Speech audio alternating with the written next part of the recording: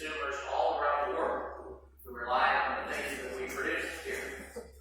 You know, we're hearing a lot about sustainability, and you know, you think about it, we're a very, very productive state. You know, the things that we do, the food and the fuel and the fiber that we are a part of producing, it's going to be produced somewhere in the world because people need it. There's demand out there. People need these things to live.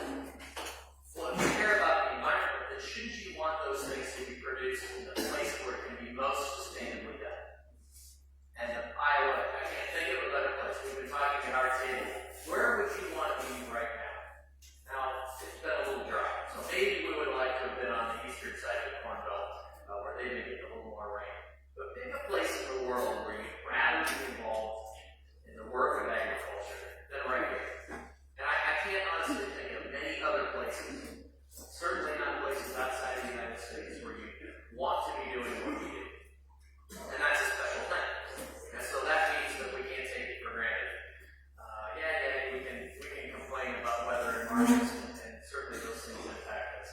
But we can't take for granted the fact that this place was made for agriculture, and that's something very, very special. I've been visiting, I'm kind of here by coincidence. I was here to be a part of or to tour the Montgomery County Fair today. Oh, I see our two hardest working Montgomery County Fair board members here in the green shirts.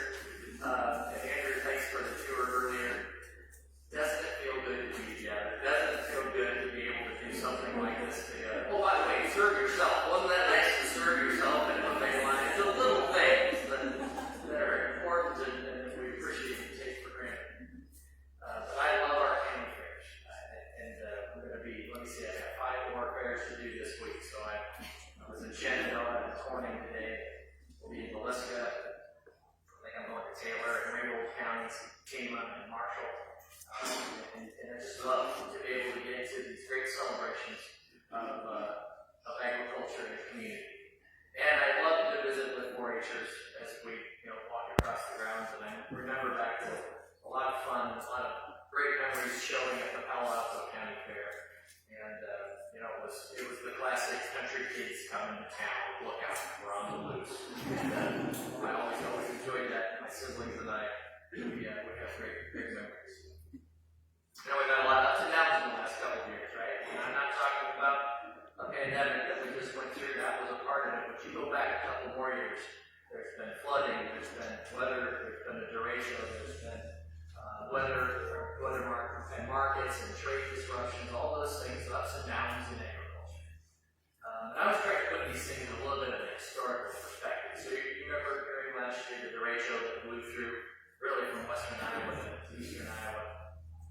And on August 10th. And I'll never forget the first farm that I visited after that. It was in northern Polk County, just between Des Moines and Naig. And it was bad. The buildings are, there's a lot of destruction. Crops are literally laying flat. So I walk up to this house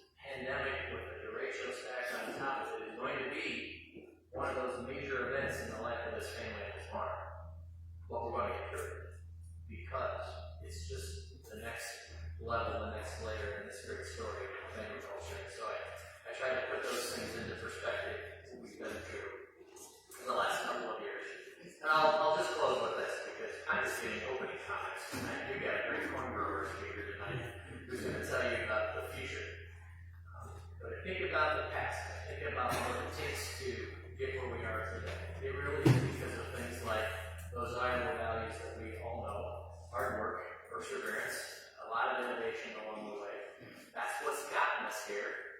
And that's also why, as a state, we're in a place where we can be doing these kinds of things. That's why we're leading the nation when it comes to our recovery coming out of COVID. It's because of those same characteristics.